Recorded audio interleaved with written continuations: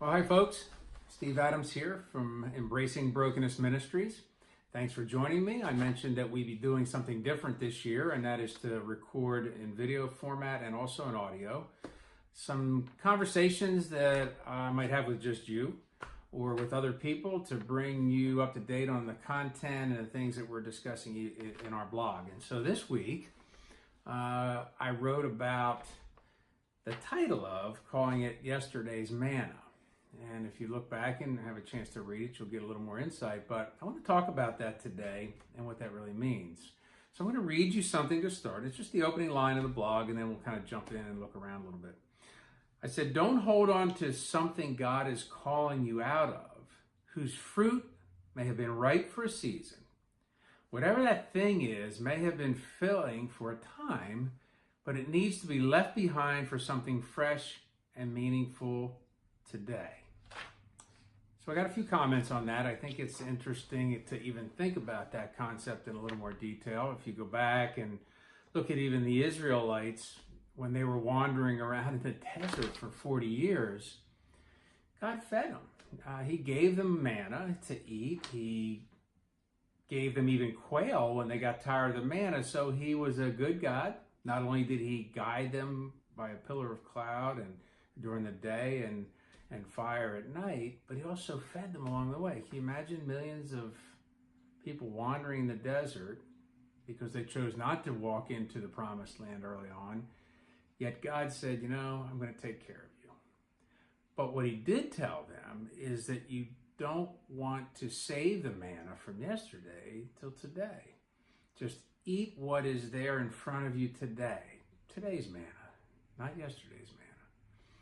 And what I'm saying here is that maybe there's some of yesterday's manna in your life. God calls us to do things for a season. It may be a season that's lengthy for you. It could be something that's very short. But even though it may seem right in the moment, perhaps there's something new he's calling you into. And so I use an example here. I often mention to people, sometimes our good heart gets us into trouble. And what I mean by that is that, we show an act of kindness, yes. We do something for someone. We maybe extend grace a little more over a period of time than we should, afraid to approach a relationship or a situation or an area of concern with truth. And it really has to be 100% grace and 100% truth, not just some balance of each. And that's not an easy thing to grasp. But when you look at it in this context, what I challenge folks to think about is, our good heart may seem right in the moment, but we might be passing or crossing boundaries, for example, that God doesn't want us to cross. Extending a helping hand when he has an intention for someone in that season to experience something a little different, maybe consequences of a decision they made, or just life playing out as God's working in their life to move in a very unique way. So we can interfere with that.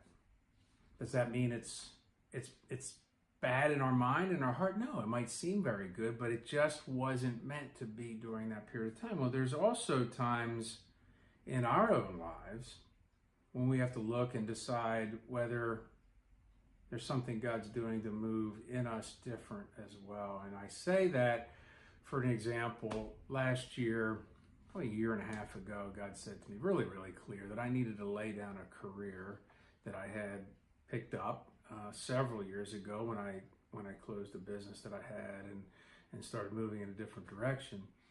And he said, I want you to lay it all aside. Now, understand, I'm in a new marriage relationship with my wife now for only about a year and a half or two. She works at a local rescue mission and on their leadership team.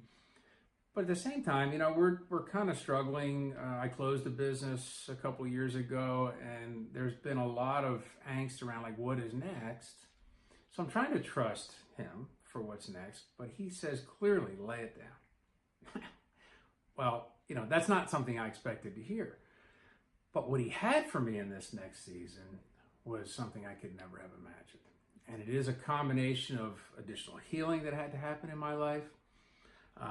Colleen and I are writing a book and that has the same name as the ministry, called Embracing Brokenness. So there's a ton of work to do around that, where she and I are commiserating. I write a chapter, she writes a chapter. We kind of added each other, and we're moving forward. It's been almost a year now that we've been doing that, and it didn't seem at the time that made a lot of sense.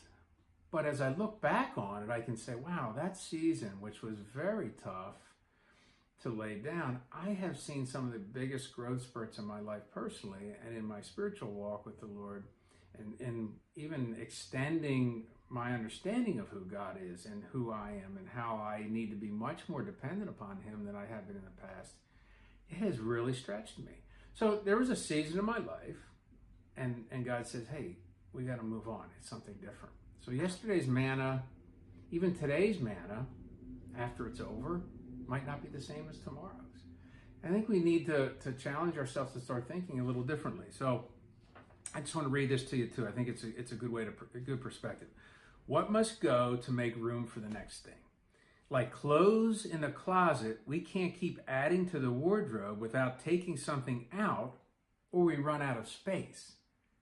Same applies to our lives, maybe even our ministry, or our capacity to thrive as an individual, or even our ability to function with balance. I mean, it's such a challenge now because there's pressure on us to perform at levels, especially in the technology society we live in.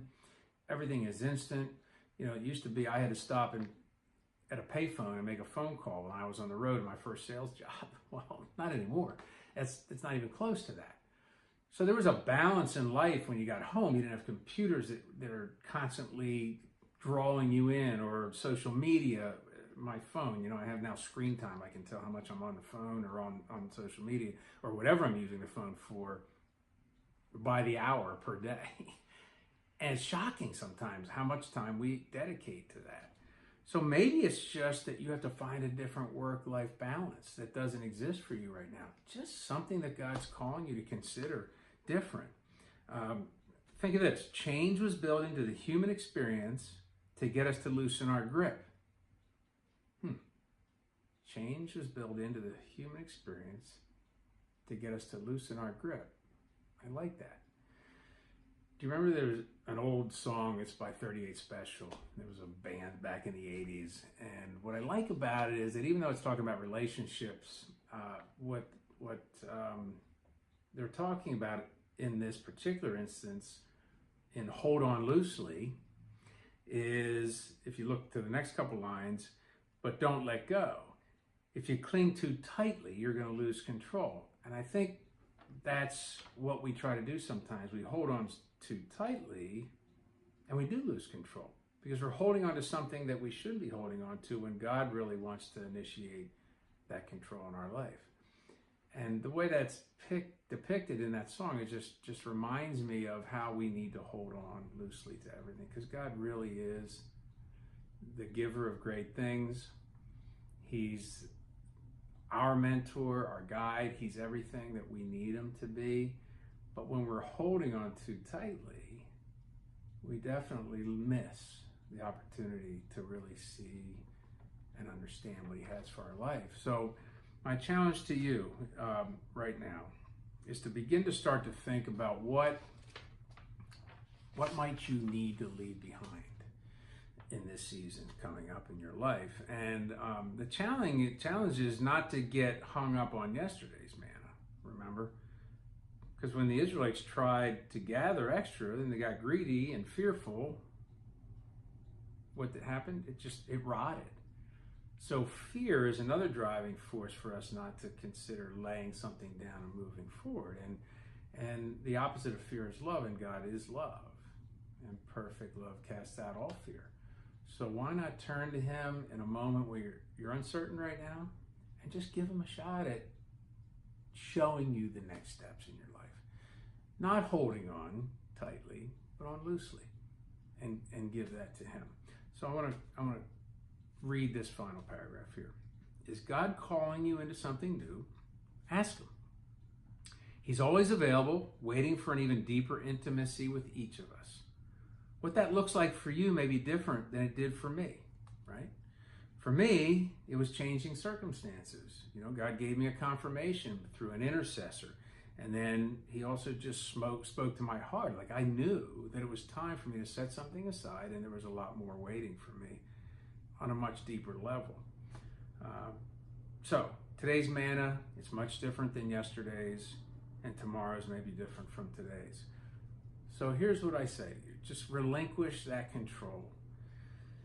Ask him, enjoy the ride, believe him, but it really does come down to a certain level of faith and trust in our God who knows best.